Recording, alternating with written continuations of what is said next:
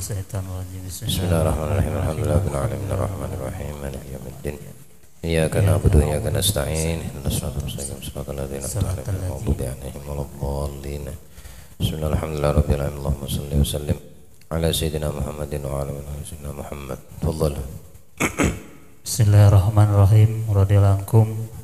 Bab melatih nafsu, halaman 237. Rasulullah SAW bersabda, "Raja'na minal jihadil asghari ilal jihadil akbar." Kita telah kembali dari jihad kecil menuju jihad yang lebih besar. Ketahuilah bahwa jiwa mempunyai sifat-sifat tercela yang harus dibersihkan. Dengan itu ia mencapai kebahagiaan abadi dan kehidupan di sisi Allah. Keutamaan akhlak yang baik, Rasulullah SAW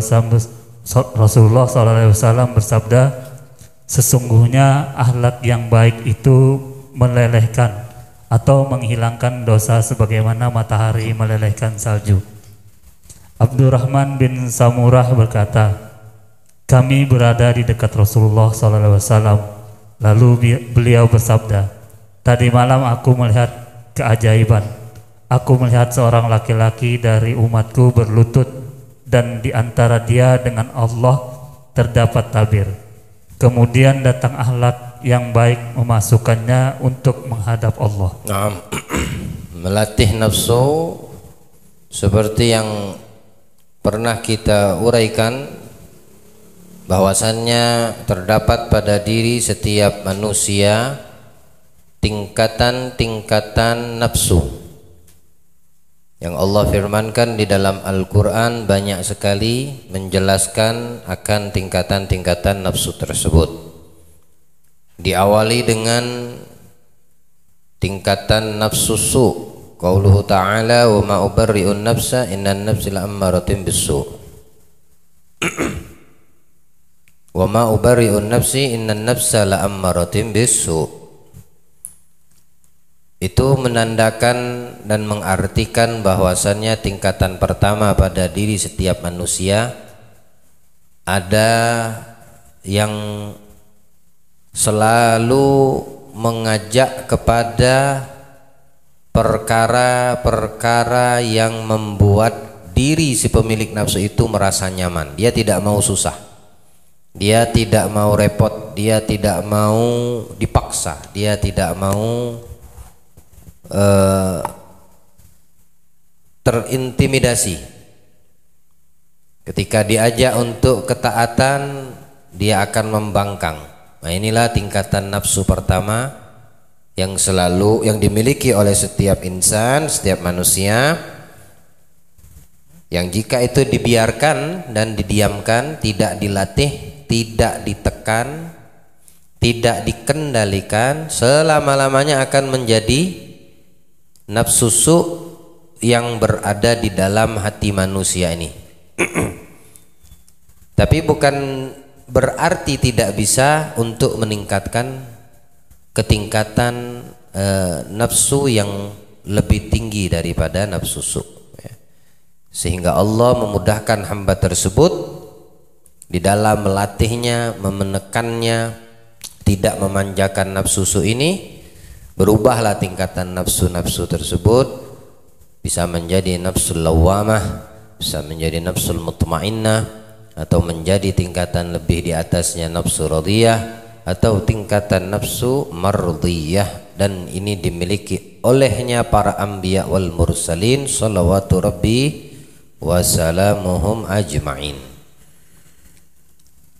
Oleh karena itu Rasul bersabda, raja'na minal jihadil asghar ilal jihadil akbar. La'alla hadhihi ghazwatul badar. Peperangan Badar yang dimenangkan kaum muslimin dengan talbiyah dan rasa syukur kepada Allah dengan penuh takbir. Namun Nabi memberitahukan bahwasannya ada peperangan yang lebih dahsyat dan lebih hebat daripada peperangan yang barusan kita hadapi bersama. Setelah mendengarkan ini, para sahabat tercengang kaget.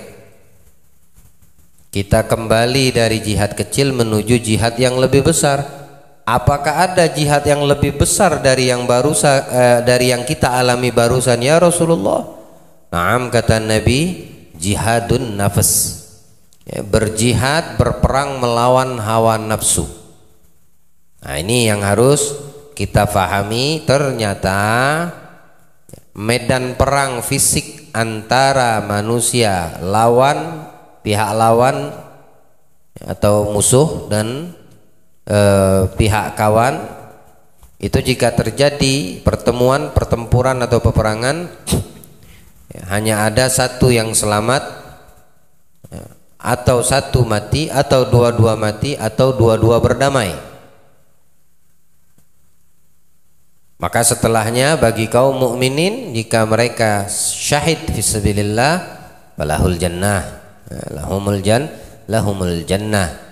Walil kuffar, dan orang-orang yang tidak beriman, lahumun nar. Tapi kalau seandainya jihad melawan hawa nafsu, ini didapati olehnya orang mukmin dan orang yang non mukmin, yang beriman, yang tidak beriman, mereka mesti ada yang namanya nafsu yang harus mereka perangi. Oleh sebab itu Al-Imamul Ghazali sangat menekankan di dalam semua karya buku beliau, yang paling beliau tekankan dan beliau kuatkan adalah bagaimana kita orang-orang yang beriman senantiasa mampu memahami perkara-perkara yang berkaitan dengan hati, yang tidak tampak, tidak kasat dengan mata, yang bukan saja lahiriah akan tetapi perkara batin yang mesti kita perhatikan, karena ini menentukan keselamatan kebahagiaan manusia tersebut, dunianya dan akhiratnya. Jadi perang melawan nafsu ini bukan segampang semudah membalik telapak tangan. Perlu kita mujahadah, perlunya ada di situ kesungguhan, perlunya kita di situ bantuan dari Allah dengan meminta, berdoa agar diberikan bantuannya.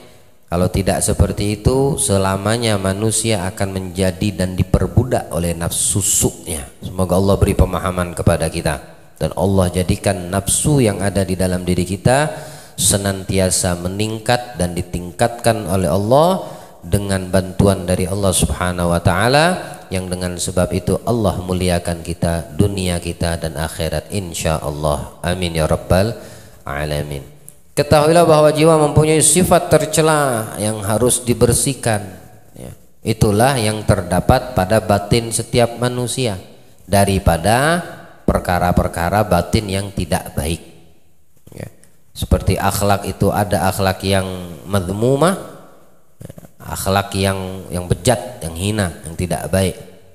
Tapi di sisi lain juga ada akhlak al-karimah, akhlak yang mulia, akhlak yang bagus, akhlak yang baik, yang semua itu sumbernya adalah Nabi kita Muhammad salawatu rabbi wassalamu alaih, ya. Allah muliakan kita dengan akhlak karimah insyaallah. Dengan itu mencapai kebahagiaan abadi dan kehidupan di sisi Allah. Karena nafsu ini, ya, kalau tidak bisa kita kendalikan, ya, dan semestinya harus bisa kita mampu mengendalikan. Oleh karena itu orang yang selalu terkoneksi hatinya dengan Allah, mudah dia untuk mengendalikan nafsunya karena dimudahkan sama Allah.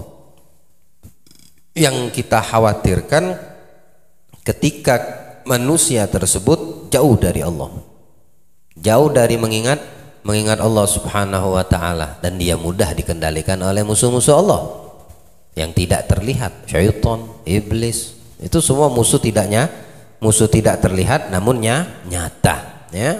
Syaitan, iblis itu musuh tidak terlihat tapi nyata adanya.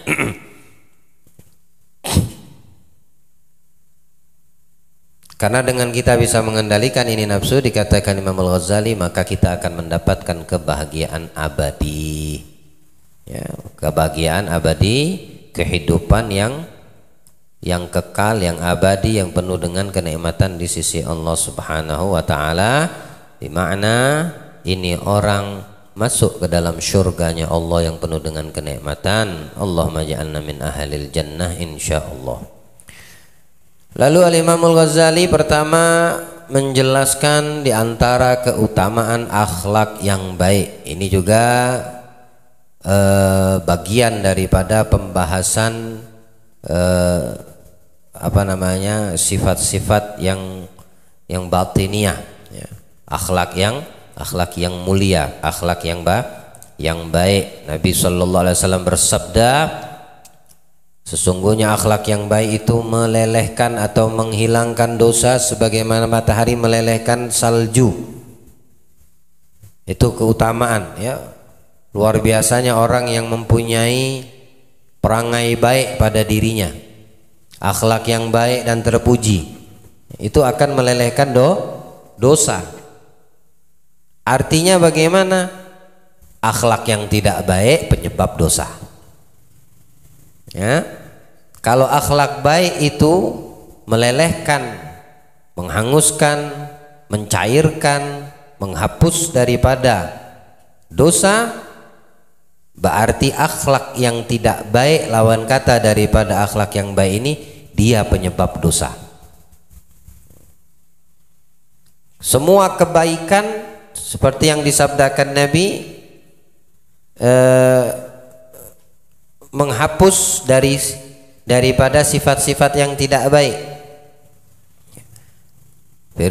Sabda Rasul, ittaqullaha haitsumma kunta wa atbi'is sayyi'atal hasanata tamhuha. Bertakwalah kepada Allah dimanapun kalian berada, sendiri atau di tengah keramaian, dimanapun kamu berada, di dalam dan di luar rumah. Dan ikuti, kata Rasulullah, keburukan dan kejelekan yang telah kau perbuat, yang ada pada dirimu, dengan perbuatan yang baik, dengan akhlak yang baik. Orang punya dosa, tapi tidak juga diimbangi, tidak juga diikuti dengan perbuatan yang baik, amal yang baik, maka tidak terhapus dosanya. Tapi kalau orang berbuat yang tidak baik atau melakukan perbuatan yang mendatangkan murka Allah, yang dikatakan itu adalah bagian dari dosa, entah dosa itu kecil apalagi itu dosa besar. Kalau dosa besar tidak bisa terhapus kecuali dengan taubatan nasuhah yang memenuhi syarat-syarat taubatan nasuhah. Tapi kalau dosa-dosa kecil, ya, yang tidak luput dari kita dalam keseharian kita, sadar dan tidak sadar, sengaja atau tidak sengaja, maka ketika kita ikuti itu dengan perbuatan dan amal baik, dia menghapus daripada dosa dan perbuatan yang tidak baik tadi. Hadir majlis, bilang Rasul, bilang Allah dalam hadis qudsi melalui lisan Nabi sallallahu alaihi wasallam, keutamaan hadir majlis ilim, majlis zikir, tidak dia berdiri dari tempat duduknya melainkan Allah sudah hapus dosa-dosanya. Di dosa kecilnya dihapus sama Allah. Banyak-banyak hadir majlis, banyak-banyak melakukan amal soleh, banyak-banyak melakukan kebaikan-kebaikan. Wa atbi'u, ikuti kata Rasulullah, jangan tidak diikuti, gandeng, barengin. Apa? Perbuatan buruk yang ada pada dirimu, dosa yang sudah kita lakukan, dengan perbuatan baik, tamhuha, maka dia itu perbuatan baik akan menghapus daripada perbuatan yang tidak baik tadi, ya. Dosa tadi terhapus, tertutupi dengan pahala kebaikan yang kita lakukan. Wa khulu sayyi'atal hasatamuha wa khuluq wa khaliqin nasi bi khuluqin hasan. Berakhlak baiklah dengan manusia dengan sebaik-baik akhlak, dengan sebaik-baik perangai yang kita miliki, ya. Itu akan menghapus daripada dosa yang ada pada kita. Allah beri pemahaman insyaallah, ya. Allah jadikan kita hamba yang istiqamah di dalam semua amal kebaikan, terkhusus menghadiri daripada majlis-majlis ilmu, majlis-majlis ulama yang mendekatkan senantiasa hati kita dengan Allah dan Rasulnya. Amin ya rabbal alamin. Sahabat Abdurrahman bin Samurah berkata, kami berada di dekat Rasulullah, artinya mereka berada di sekeliling di sekitar Rasulullah. Lalu beliau bersabda, tadi malam aku melihat keajaiban. Aku lihat seorang laki-laki dari umatku bertekuk lutut dan di antara dia dengan Allah terdapat tabir. Nah, ini maksudnya dosanya yang menjadi hijab antara hamba ini dengan Allah. Kemudian datang akhlak yang baik memasukkannya untuk menghadap Allah. Coba lihat bagaimana peranan akhlak yang baik ini. Yang ini hamba tadi terhijab dari Allah karena akhlak baik tadi yang dimilikinya datang dan membawa dia menghadap kepada Allah Subhanahu wa taala. Seperti itulah nanti manusia ini, siapa kata Nabi yang paling dekat denganku nanti pada hari kiamat? Diriwayatkan Imam Tabrani dari sahabat Abu Hurairah hadisnya, juga diriwayatkan oleh Imam Tabrani dari sahabat Jabir bin Abdullah radhiyallahu anhuma dengan nas yang berbeda, dengan kalimat yang berbeda.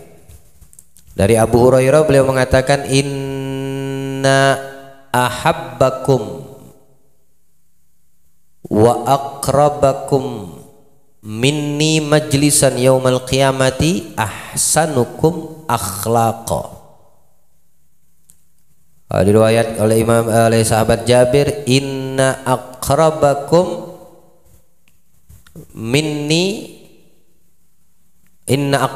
majlisan minni yaumal qiyamah ahsanukum akhlaqa.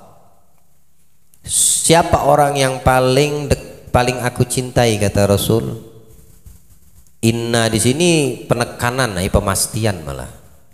Hati sungguh-sungguh, kata Rasul. Sungguh orang yang nanti pada hari kiamat, orang yang paling aku cintai dan yang paling dekat nanti dia denganku, yang paling dekat dariku, yang paling aku cintai dari kalian, kata Rasulullah, dan yang paling dekat dariku nanti majlisan, tempat berkumpulnya, pertemuan, karena ada jarak ya.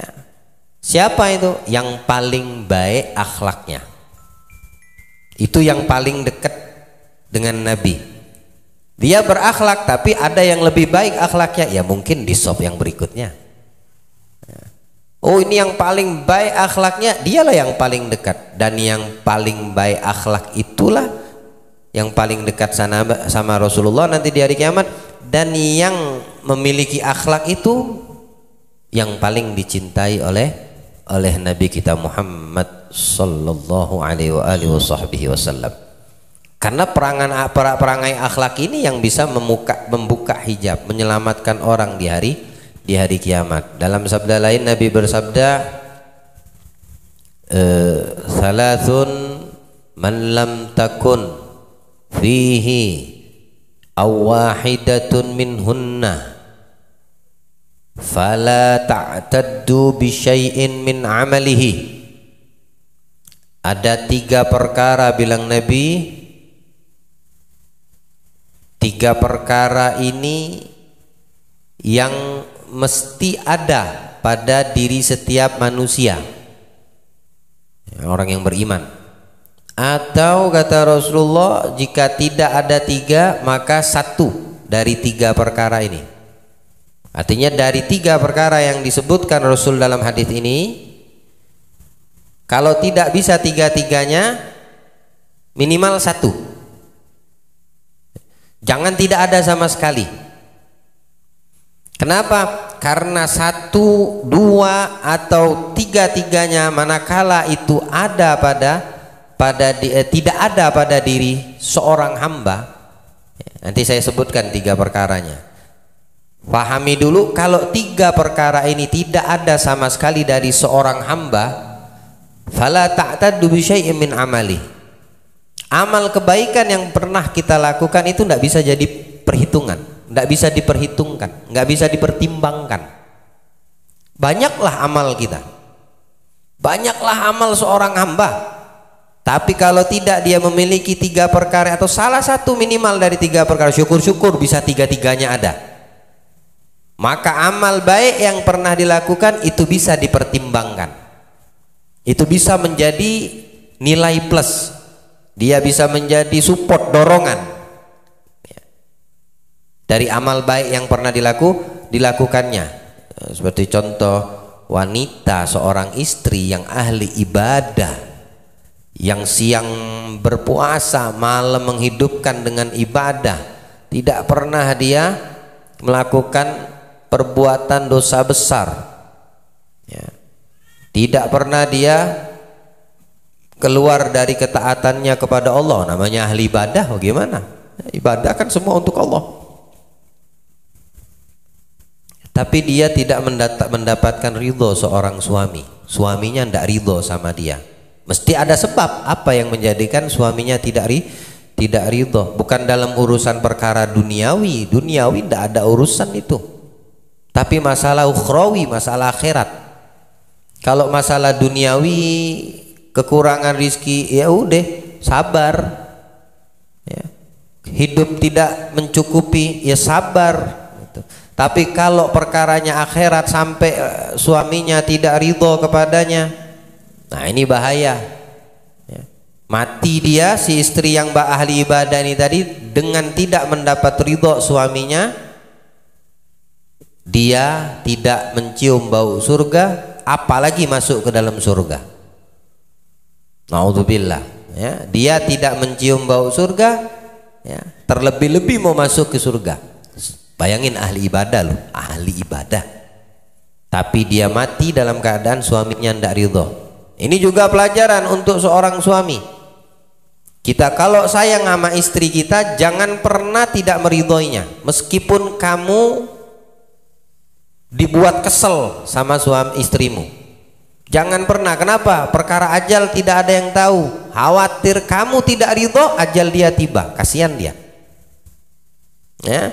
Kasihan dianya kalau seandainya kita suami dalam keadaan tidak ridho dengan istri kita, dia mati pas lagi ketemu ajalnya, tidak dia mencium bau surga, walau kamu sayang sama dia di dunia.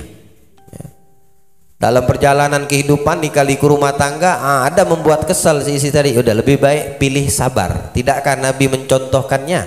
Tidakkah Umar bin Khattab pernah diomel-omeli bininya? Tapi sebaik-baik bini, istri nggak melakukan seperti itu. Cuma yang namanya kaum wanita ini kan pendek akal, dominan hati, perasaan yang dia mainkan. Lah kita yang dianugerahkan lebih akal daripada perasaan, kaum laki-laki mestinya lebih bisa berpikir sebelum bertindak. Ente mau emosi, ente mau marah sama dia, apalah bahasa sekarang ini, apa namanya itu, filter, bukan filter, apa hil tuh, nah apa namanya, apa teng, apa syabab muda, apa bahasanya kalau enek lihat orang jijik tuh, nah apa namanya, infil itu, bahasa gaul lah itu namanya, ya.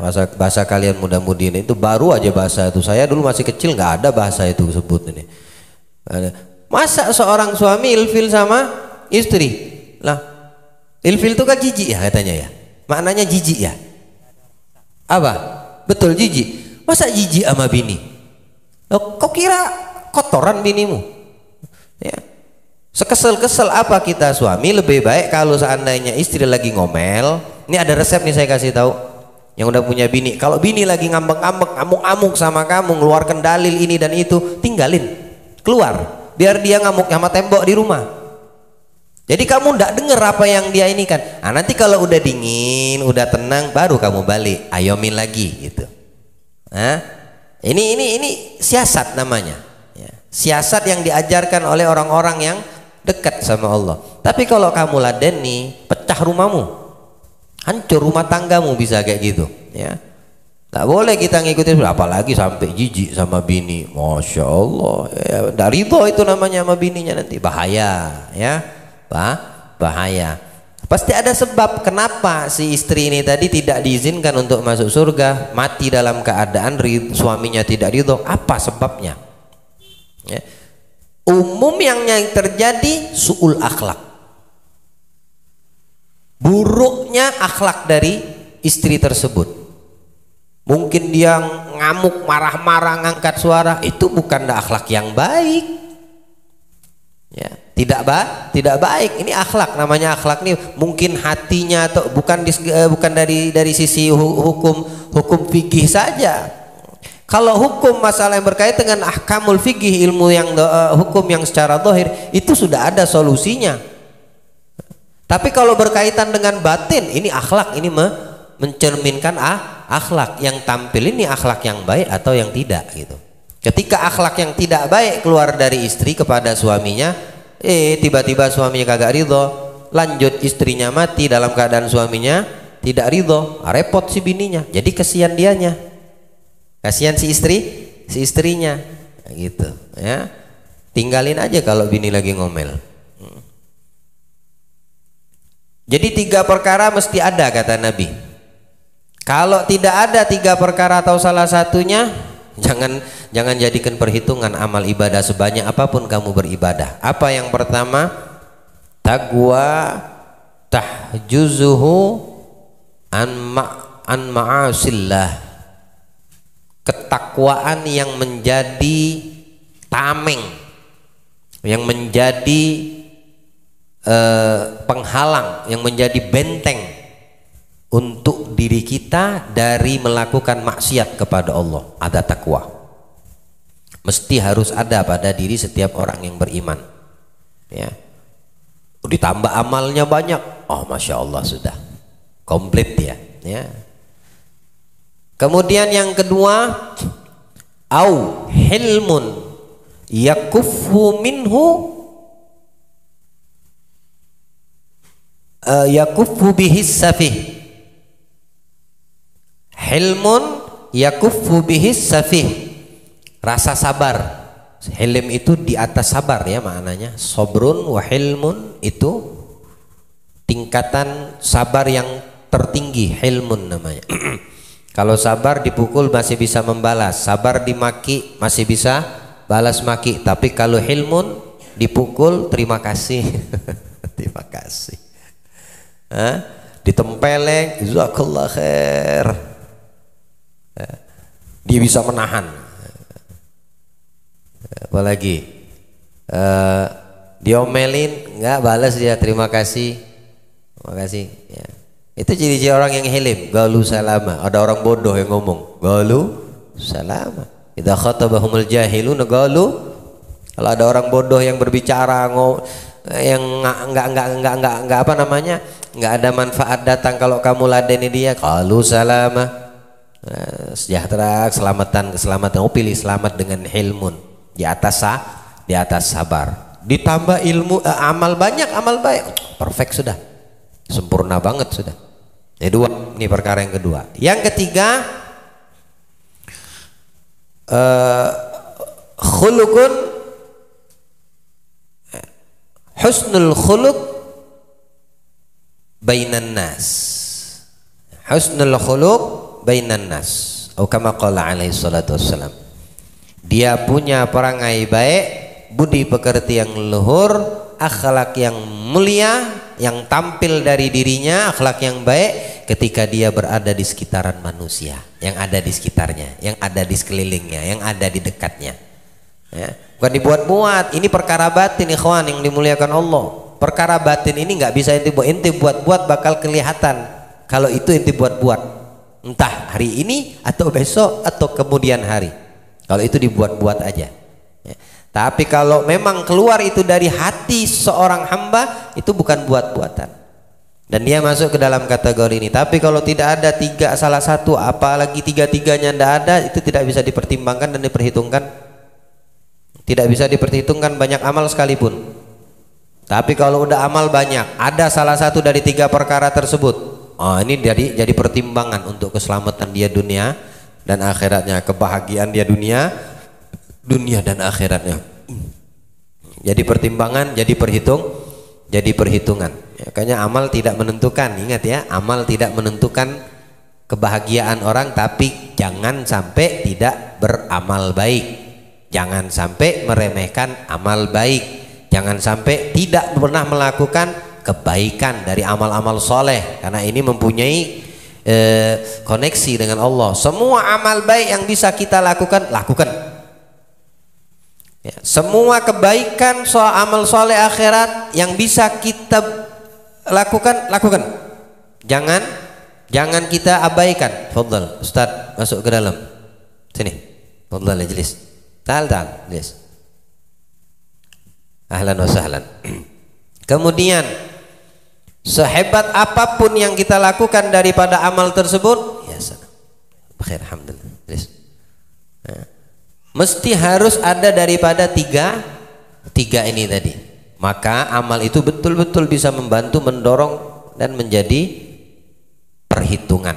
Ya, diperhitungkan kita sama Nabi Sallallahu Alaihi Wasallam. Tapi kalau sudah nggak ada 1, 3 ini, khusranum mubin, rugi yang nyata kita didapatkan oleh manusia tersebut. Ya, saya tidak lepas mulut untuk mengatakan kalau yang tidak baik atau yang mudorot itu kalimat kita tuh berarti saya dan kalian. Ya, tapi kalau itu mengandung makna kebaikan, saya katakan kita. Mudah-mudahan itu menjadi doa untuk kita semua. Ya, jadi orang yang tidak mempunyai 3 pegangan ini, yang pertama apa? Ulangi, yang pertama, taqwa yahjuzuh an ma'asillah. Takwaan yang menjaga dan membentengi dia daripada maksiat kepada Allah Subhanahu wa taala. Ini harus ada pada diri kita. Senantiasalah bertakwa. Ya. Tadi hadis yang pertama, ittaqullah haitsuma kunta. Nah, itu. Bertakwalah dimanapun kamu berada. Begitu juga dengan hadis yang disebutkan ini. Takwa itu sebagai pondasi benteng yang mesti ada pada diri kita agar kita punya amal baik diperhitungkan dan dipertimbangkan nanti di hari kiamat. Ya. Yang kedua apa? Hilm. Ya. Penyabar betul sabar. Ya. Sabar yang betul-betul. Hilm ini kalau saya pernah gambarkan perumpamaan hilm atau sabar, tingkatan sabar yang dinamakan hilm atau sampai kepada kedudukan yang bernama hilmun. Mayat, kalau ente mau apain mayat, mau ente maki balas enggak, mau ente pukul balas enggak, mau ente tendang balas enggak, mau ente tempeleng balas enggak, mau ente banting balas enggak, mau ente dugo balas enggak, mau ente sakitin balas enggak, diapain sama si mayat? Didiemin ente, ya, diem dia. Tapi kalau masih hidup punya hilm, oh itu masya Allah. Tapi hilm yang seperti mana? Seperti apa? Seperti mayat itu tadi. Ya. Oh siram, udah mayat, mau nggak bisa apa-apa, dia udah mati. Ente diam aja dia, nggak dijawab ente karena mayat tadi. Tapi masalahnya ini orang masih hidup. Kalau cuma sebatas sobrun, sabar, ya mungkin dia bisa meledak gitu. Ya. Mungkin ada batasan, dia tidak mampu untuk menahan rasa sabar. Tapi hilm tidak ada lagi, sudah itu di atas sabar sudah. Ya, ini dia didapatkan oleh orang-orang pilihan Allah. Nabi Ibrahim, ada hilmun. Nabi kita Muhammad, hilmun. Ya, di atas sabar itu sudah. Lalu yang ketiga apa? Yang ketiga, apa? Perangai yang baik, akhlak baik ketika kita berada di sekeliling manusia atau orang-orang yang berada di dekat kita, ya, sama keluarga kita, sama anak-anak kita, sama saudara kita, sama tetangga kita, ya, sama orang siapapun yang ada di sekitar kita, muslim ataupun non muslim, ya. Karena ini perangai hati, bawaan hati. Ya. Nabi SAW itu pernah duduk menghadap kepada beliau beberapa wanita sahabiyah, ya, minal ansor wal muhajirin. Mereka duduk bertanya masalah hukum, nasihat sama Nabi. Allahumma, mereka ketika berada di hadapan Nabi, di sekitaran Nabi ini, kaum wanita tersebut tidak menggunakan hijab, ya, tidak menggunakan niqab, ya, tidak tertutup semuanya.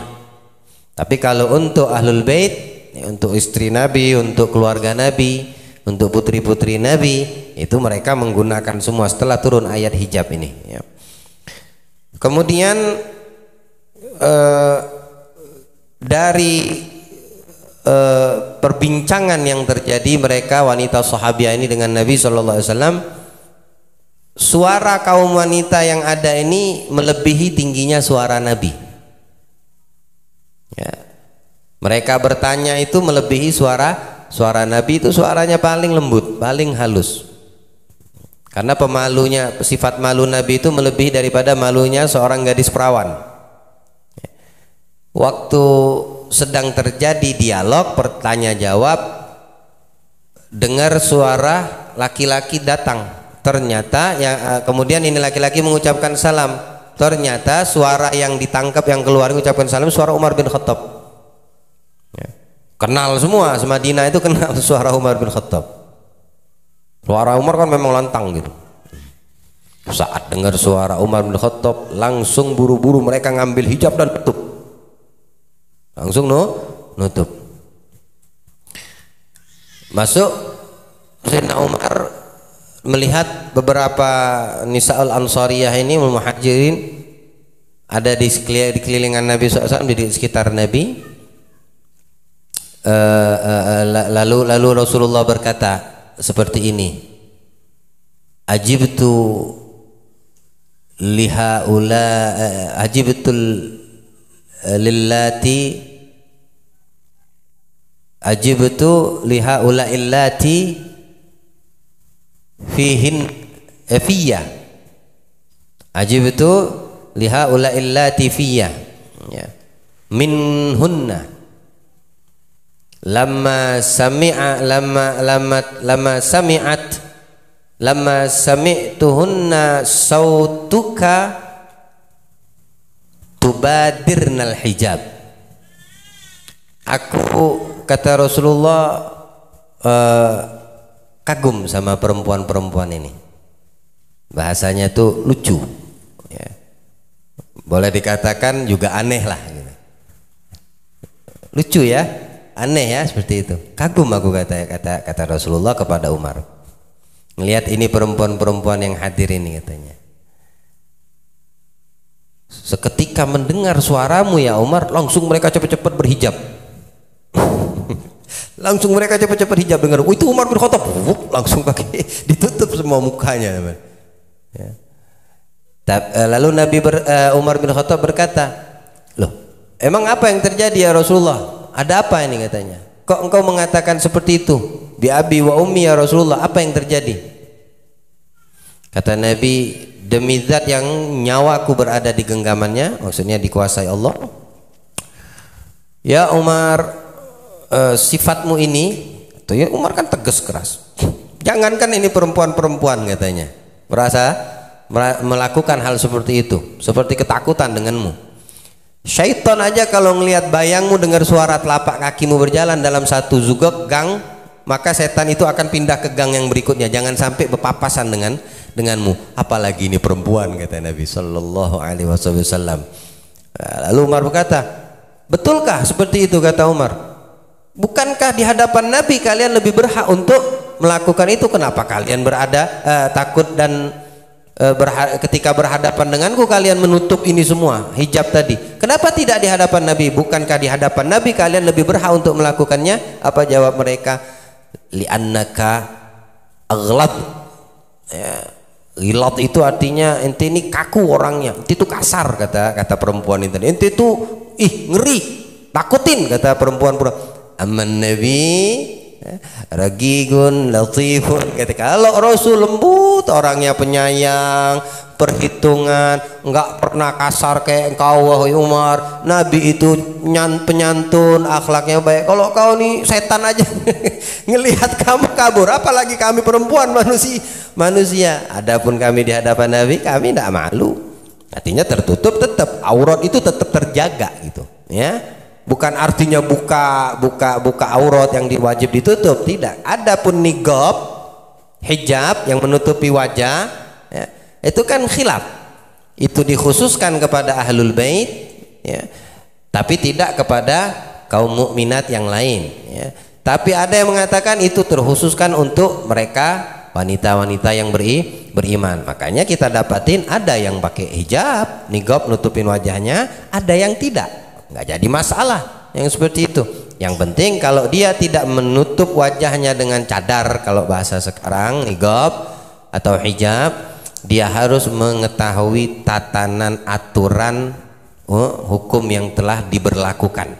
Jangan dia berdandan, jangan dia berelok, jangan dia bercantik, ya, yang menjadikan itu bisa fitnah untuk laki-laki yang melihatnya. Kalau dia mau berdandan, kalau dia mau bercantik rupanya, maka tutupi dengan hijab wajah supaya tidak terlihat dengan kaum laki-laki yang bukan mahram baginya. Mau hadir ke undangan, ya, dia mau dandan, pakai hijab. Ana nggak pakai hijab, ana nggak pakai cadar. Tapi karena kamu mau pakai dandanan yang cantik, maka tutupi mukamu yang cantik itu daripada dengan hijab tadi. Nanti kalau udah sampai tempat kondangan yang khusus perempuan, ya, kalau ditarakan belum saya dapetin, wallahu alam ada apa enggak, baru kamu buka hijabmu tadi. Cantiklah, tapi yang melihat sesama perempuan, ya. Jadi seperti itu. Umar bin Khattab memang orangnya seperti itu, ya. Tegas, keras, enggak ada apa namanya, kalau untuk hukum Allah salah, hak batil. Ya, tapi Nabi dengan lembut, orangnya dengan penyantun, dengan akhlak yang baik. Beliau sumber segala sesuatu kebaikan, sumbernya adalah Nabi kita Muhammad sallallahu alaihi wasallam.